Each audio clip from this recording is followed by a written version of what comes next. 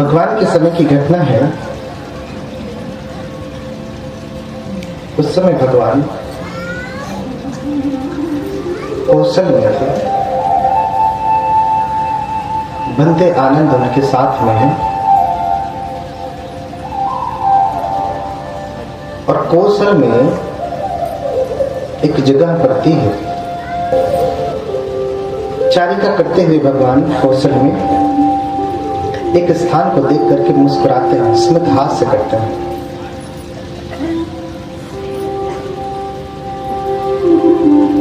और उस स्मित हास्य से बनते आनंद समझ जाते कि भगवान किसी स्थान को देख करके मुस्कुराए हैं तो उसका कुछ कारण है, ऐसे ही नहीं कुछ हुआ। इसलिए भगवान से पूछ ही लेते बनते आनंद कि भगवान आपके मुस्कुराने का क्या कारण है। तो भगवान बताते कि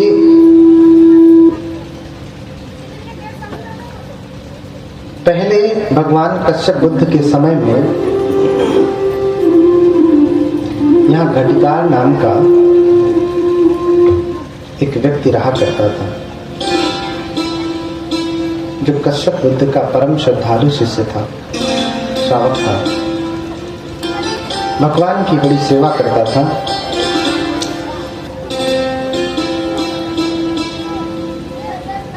ज्योतिपाल जाति से ऊंचा था, घटिकार जाति से नीचा,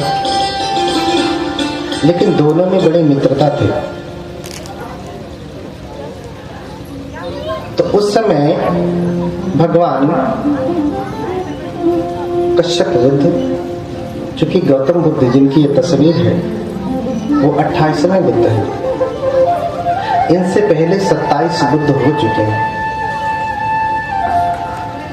तो उन 27 बुद्धों में एक बुद्ध है कश्यप बुद्ध।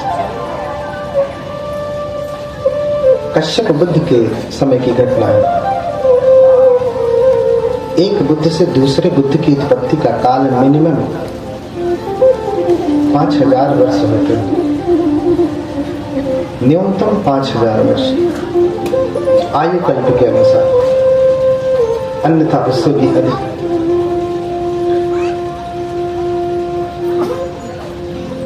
घटिकार अपने मित्र ज्योतिपाल से कहता है कि चलो मित्र, कश्यप बुद्ध यहीं पे वास कर रहे हैं, चलो उनके दर्शन करते हैं।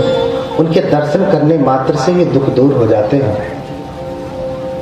तुम्हारे भी दुख दूर हो जाएंगे। ज्योतिपाल कहता कि रहने दे घटिकार, वो तो अन्य मत को मानने वाले हैं, मुझे उनसे क्या लेना देना। वो तो दूसरे धर्म को मानते हैं, मैं दूसरा धर्म मानता हूँ। ये धर्म शब्द उस समय प्रचलित नहीं था, मत होता था, वाद होता था।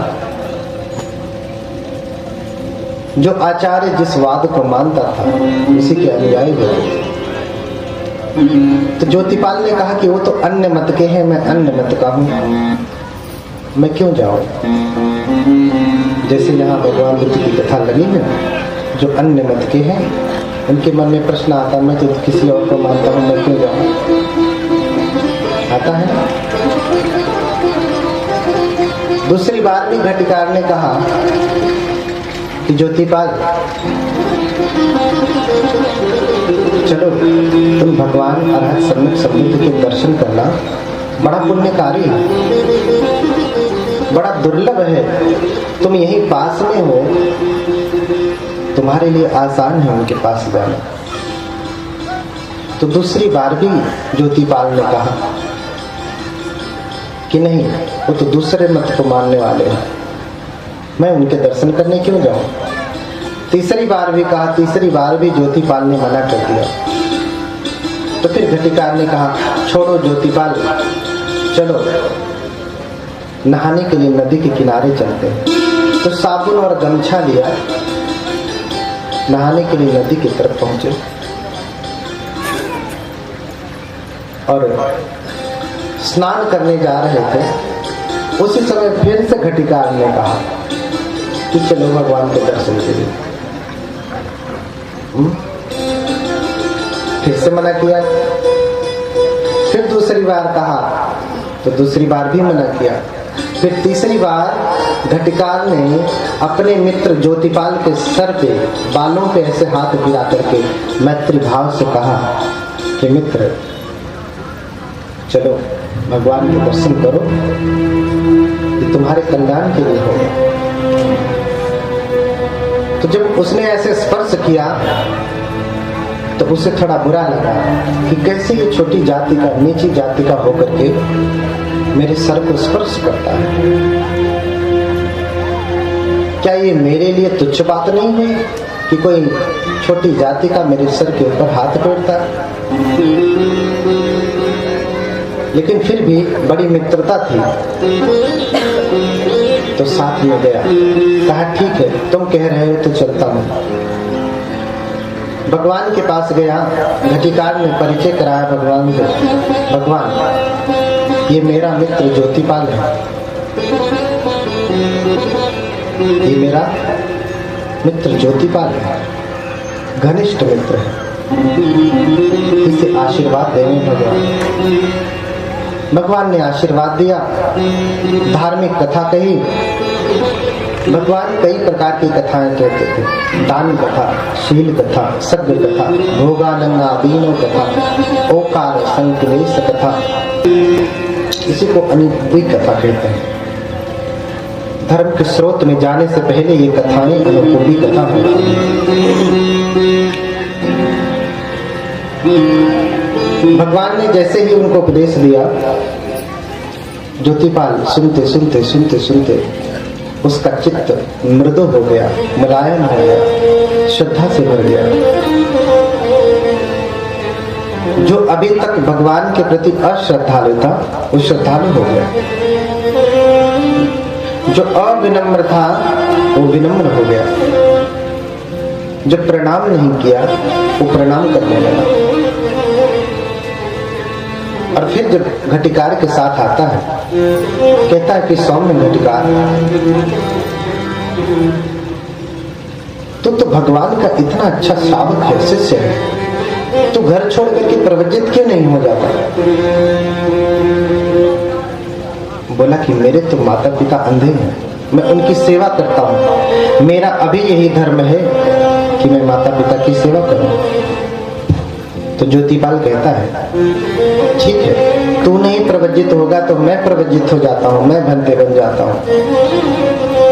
फिर घटिकार अगले दिन ज्योतिपाल को लेकर के भगवान के पास गया और निवेदन किया, भगवान ये मेरा मित्र ज्योतिपाल आपकी शरण में आना चाहता है, कृपया इसे प्रवजित करें।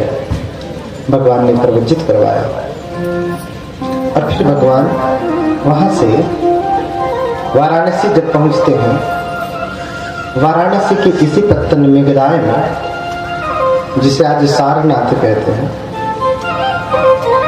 बनारस में पड़ता है,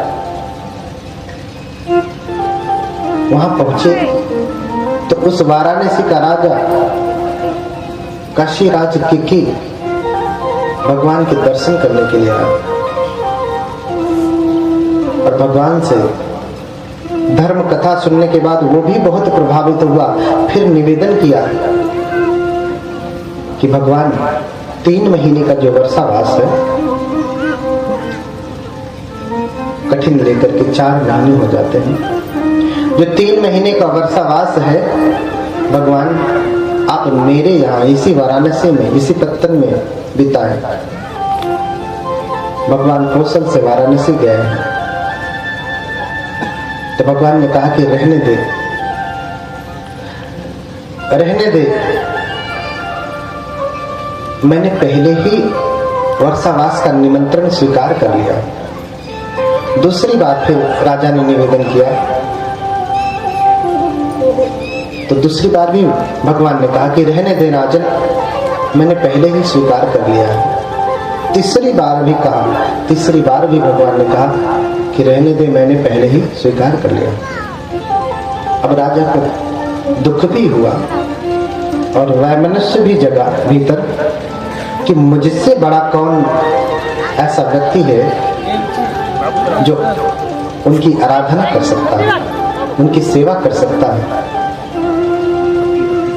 मैं तो काशी नरेश हूं, काशी का राजा हूं। तो भगवान से पूछ ही लेता, भगवान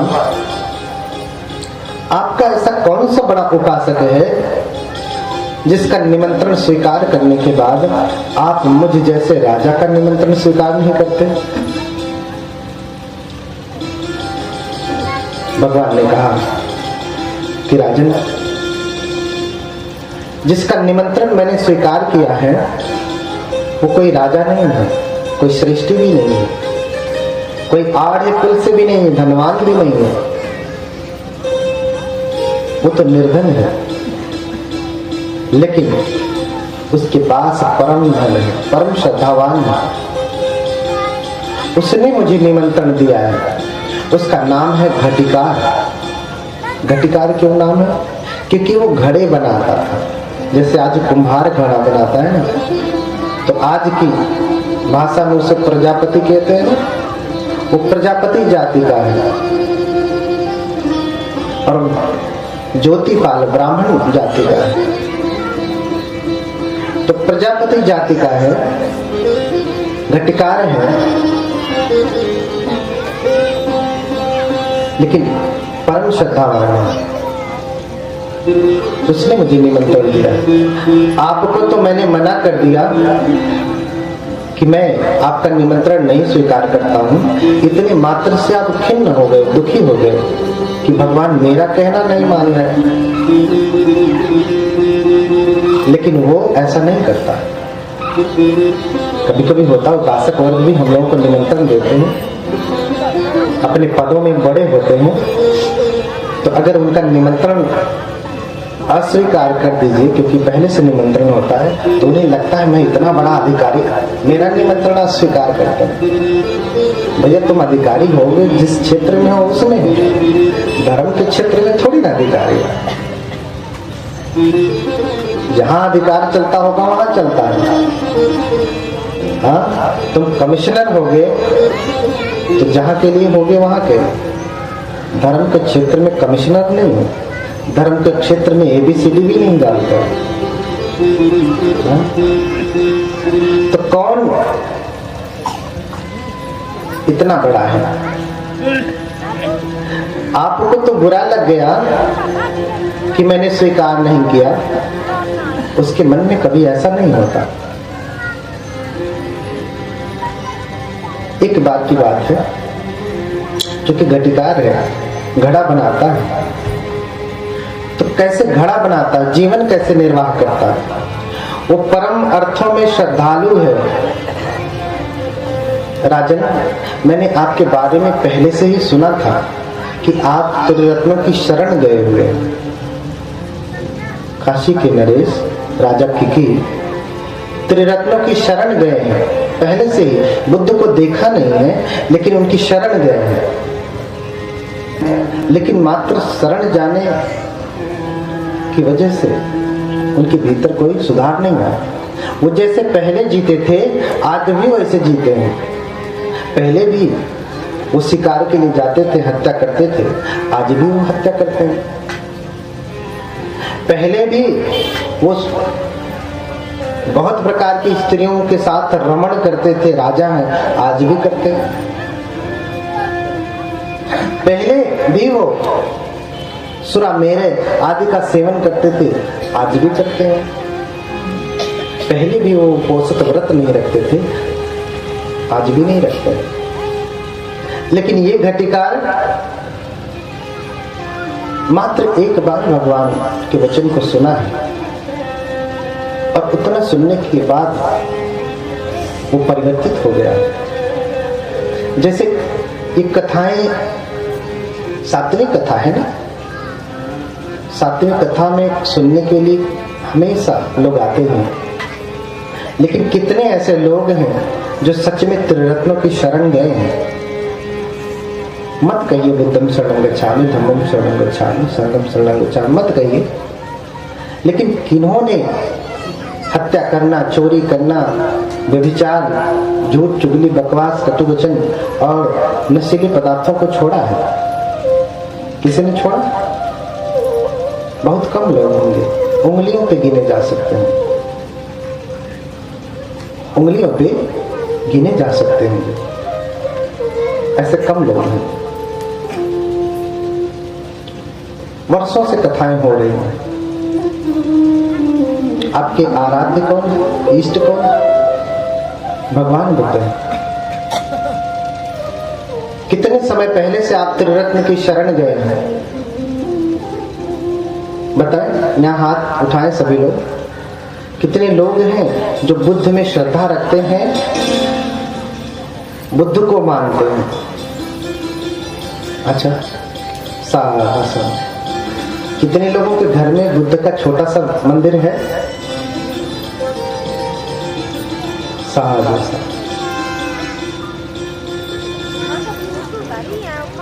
ये तो बहुत अच्छा है।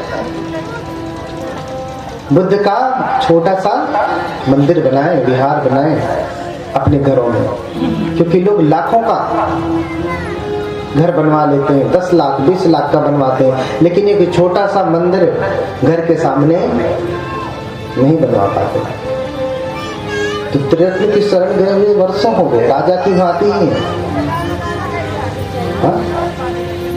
एक छोटा सा मंदिर भगवान का नहीं बना पाते। 7 दिन आपने कथा सुना, उसका पुण्य मिलेगा, उसके बाद फिर क्या करना है? जितना पुण्य अर्जन किया फिर उतना, उससे कई गुना 1 वर्ष में फिर इकट्ठा। बुद्ध अगर रहेंगे आपके घर के सामने, मंदिर में बैठे रहेंगे, तो कम से कम याद आता रहेगा आपको। हर दिन आप जब पूजा करेंगे, अर्चना करेंगे, तो आपको स्मरण होता रहेगा कि नहीं, मुझे क्या करना है। तो राजन, आप तो, मैंने सुना है कि आप त्रिरत्नों की शरण गए हैं, लेकिन ज्योतिपाल ने एक ही शब्द सुना भगवान का और भगवान का अनुयायी हो गया। कभी हत्या नहीं करता, कभी चोरी नहीं करता, कभी व्यभिचार नहीं करता, झूठ चुगली बकवास कटुवचन नहीं बोलता, और वो घटिकार है, अपने माता पिता का भरण पोषण करता है। उसके माता पिता अंधे हैं, और साथ ही साथ घड़ा बनाता है, घटिकार है। तो घड़ा बनाता है, घड़ा भी कैसे बनाता है? वो मिट्टी भी नहीं खोदता, धरती खोदता नहीं, धरती को खोद करके मिट्टी नहीं निकालता, क्योंकि खोदेंगे तो उसमें से भी जीव निकलेंगे, मरेंगे। वो तो उपोषित भारी है, उपोषित व्रत को पालन करने वाला है, इसलिए मिट्टी भी नहीं खोदता। नदी के किनारे जो चूहे जब बिल खोदते हैं तो मिट्टी बाहर निकल जाती है ना, वो इकट्ठा करता है, या चींटे जो मिट्टी बाहर निकाल देते हैं वो इकट्ठा करता है, या अन्य जीव जो बिल खोद करके रहते हैं, मिट्टी बाहर निकाल देते हैं, उन मिट्टी को उठा करके लाता है घर में, और फिर उसका घड़ा बनाता है। और घड़ा बनाने के बाद ऐसा भी नहीं उसके मन में होता कि मैं बड़ी मेहनत से ये मिट्टी लाया हूं, क्योंकि खोदेंगे तो आराम से एक ही जगह से खोद करके कितनी मिट्टी चाहे आप ले सकते हैं। लेकिन जब ऐसी मिट्टी आप ढूंढने जाएंगे तो आपको कहाँ इतनी मिट्टी मिलेगी? कहीं थोड़ा सा चूहा खोदा है, तो कहीं कोई सिगाल थोड़ा सा खोदा है, कहीं कोई थोड़ा सा खोदा है। मिट्टी इकट्ठा करने में बड़ी मुश्किल हो जाएगी, और इकट्ठा भी करेगा तो थोड़ी सी मिट्टी उसके पास होगी। हाँ, 1 टोकरी मिट्टी अधिकतम, और उसमें बर्तन भी बनाएगा तो कितने बर्तन? बहुत अधिक बर्तन नहीं होंगे, बहुत थोड़े बर्तन होंगे। अब ये भी नहीं सोचता कि मैं इतनी मेहनत करके यहाँ से वहां से वहां से थोड़ी थोड़ी मिट्टी इकट्ठा करके लाया हूँ और बर्तन बनाया हूँ, तो ये बर्तन बहुत महंगा होगा, इसे मैं अधिक दाम में बेचूंगा, ऐसा भी नहीं सोचता। बर्तन बनाने के बाद वो बाजार में जाता है और बर्तन रख देता है, कहता है कि जिसको बर्तन चाहिए वो इसके बदले में मूंग, दाल, चना या कोई भी अनाज रख दें, अपनी इच्छा अनुसार जितना उनकी देने की इच्छा रख दें और बर्तन ले जाए। ये भी नहीं कहता कि एक घड़े, इस बड़े वाले घड़े का इतना मूंग, इस छोटे वाले का इतना, ऐसा नहीं। जिसको जो बर्तन चाहिए उस बर्तन के बदले में कुछ ये खाने वाले अनाज वो रख दे अपनी इच्छा अनुसार और बर्तन ले जाए। लोग आते थे, उनकी जितनी इच्छा होती थी रख के बर्तन लेके जाते थे और फिर उन्हीं से अपने माता पिता का भरण पोषण करता था। राजन, मैंने ऐसे घटिकार का निमंत्रण स्वीकार किया है वर्षावास के लिए। राजन, आप तो छोटी सी बात पे खिन्न हो गए। एक बार की बात है, जब मैं कौशल में था, उस समय ये वेगलिंग में था। कौशल में एक जगह है वेगलिंग, वहीं घटिकार रहता था। तो मैं अपने भिक्षु संघ के साथ उसके दरवाजे पे गया, तो उसके घर में उसके बूढ़े माता पिता थे जो अंधे थे, घटिकार नहीं था। तो मैंने जाकर के आवाज लगाई कि अरे भार्गव कहाँ है, घटिकार कहाँ है। तो माता पिता ने आवाज दी, आप कौन हैं? भगवान, मैं तो धन्य हुआ, भगवान धन्य है, आज मैं धन्य हुआ। ऐसा कहकर के 3 बार प्रणाम करता हूँ। बोलिए भगवान बुद्ध की। और इस भाव से वो 1 सप्ताह तक प्रीति सुख में भरा रहा। ये बात उससे 1 सप्ताह तक प्रसन्नता देती रही कि भगवान मेरे यहाँ आए, और माता पिता भी प्रसन्न रहे। और राजन, तुम ये छोटी सी बात के लिए नाराज हो गए, तुम छोटी सी बात के लिए नाराज हो गए। जो बड़ी मुश्किल से भोजन एकत्र करता है, मटकी बेच करके 1 समय का भोजन, वो भी तथागत जा करके खा लिए तो भी नाराज नहीं हुआ, और तुम छोटी सी बात के लिए नाराज हो गए और कहते हो मुझसे बड़ा उपासक कौन है आपका। दूसरी बार भी जब घटिकार नहीं था तो मैं उसके यहाँ गया और फिर से वही हुआ, मैं उनका भोजन खा गया। दूसरी बार भी घटिकार आकर के पूछता है, माता पिता कहते अरे भार्गव, भगवान आए थे, भगवान ने ये भोजन खाया है। फिर से वो संतुष्ट होता, जिधर भगवान थे उधर सर करके 3 बार प्रणाम करता और भगवान को धन्यवाद देता कि भगवान धन्य है आपने राजा का प्रणीत भोजन छोड़ करके, बड़े बड़े मंत्रियों का प्रणीत भोजन, अच्छा भोजन छोड़ करके आप मेरे यहाँ आए, मेरा सूखा हुआ भात खाए, भगवान आप धन्य हैं। और फिर से वो प्रीति सुख में बना रहा। और एक बार तो बड़ी अद्भुत घटना होती है। बोलिए भगवान बुद्ध की। एक बार की बात है राजन, सुनो कि मेरा घटिकार उपासक कैसा है। तुम राजन हो तो राजन रहो, लेकिन जिसमें गुण नहीं, जो शीलवान नहीं, वो उपासक कहलाने का अधिकारी नहीं। वर्षा के समय में मेरी कुटिया चूने लगी। जब बारिश होती थी, भगवान जहाँ रहते थे जंगल में कुटी बनाया, बनते लोगों के लिए साधना करने के लिए जंगल में कुटिया बनाई जाती है। घास फूस के तप करने के लिए, साधना करने के लिए कुटिया बनाई जाती है। भगवान के लिए भी कुटिया बनी, लेकिन बारिश के समय में कुटिया चूने लगी। और फिर भगवान ने कहा, भगवान कश्यप बुद्ध ने कहा अपने शिष्यों से कि जाओ घटिकार के पास से कुछ आलन लेकर के आओ, कुछ घास फूस लेकर के आओ, क्योंकि छप्पर तो घास फूस से ही छाई जाती है ना। कुछ आलन लेकर के आओ, घास फूस लेकर के आओ। और भगवान के शिष्य भक्ते गण जाते हैं और घटिकार के घर पे पहुंचते हैं, वापस आ जाते हैं। क्यों? क्योंकि घटिकार के पास कोई घास फूस नहीं था। अभी उसने नया छप्पर छाया था, इसी वर्ष नया छप्पर छाया था, तो जो घास फूस थी सब छप्पर में लगा दिया। तो भक्ति गड़ा करके भगवान से कहते कि भगवान उसके पास कोई घास फूस नहीं है। भगवान कहते ठीक है, जाओ उसका छप्पर उजाड़ लाओ।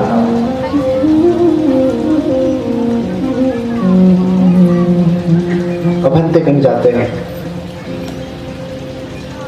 कभी कभी हमारे जीवन में जो संकट आता है, हमारे अपने ही हमें उजाड़ने लगते हैं, तो लोग घबराने लगते हैं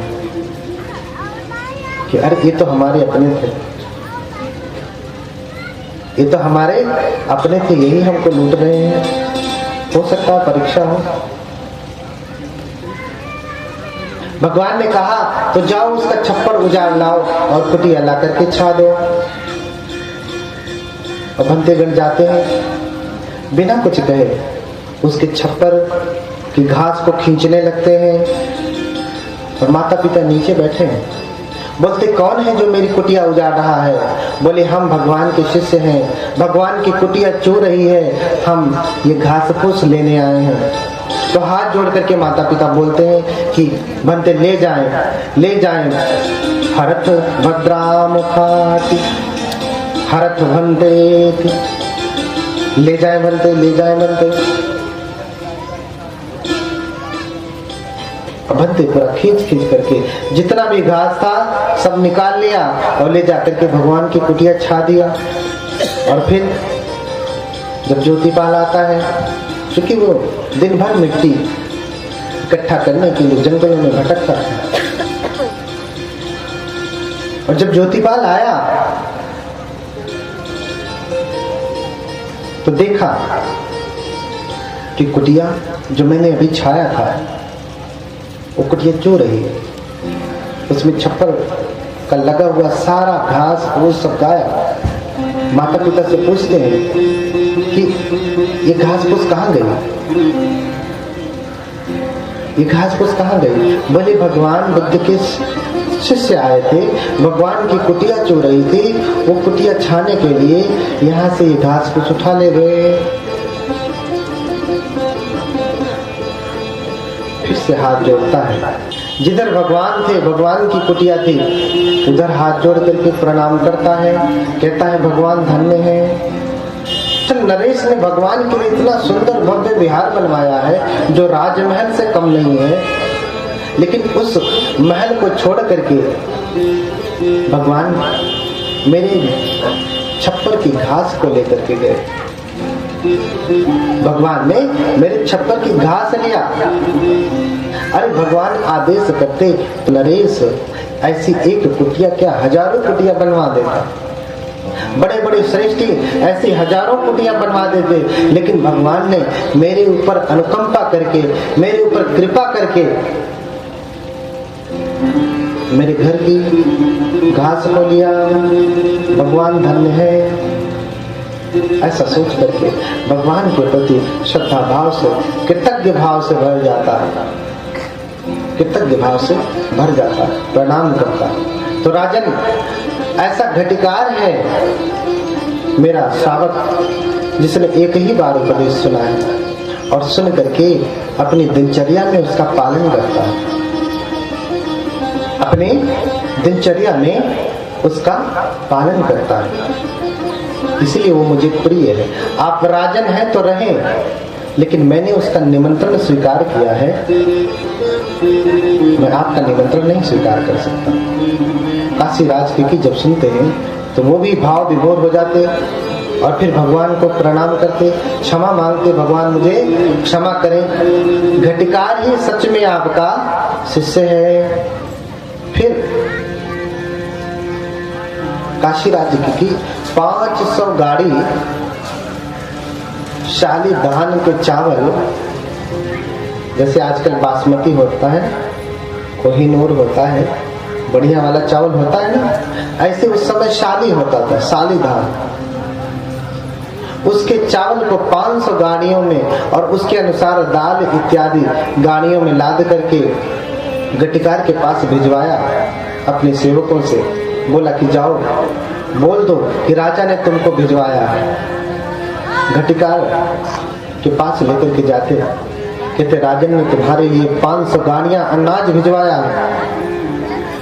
गटिकार उनको देख करके हाथ जोड़ता, बोलता काशी के नरेश, उनके पास बहुत सारे कार्य हैं, बहुत सारे लोग हैं, ये भोजन का अनाज उनके अधिक काम आएगा, कृपया इसे वापस ले जाएं।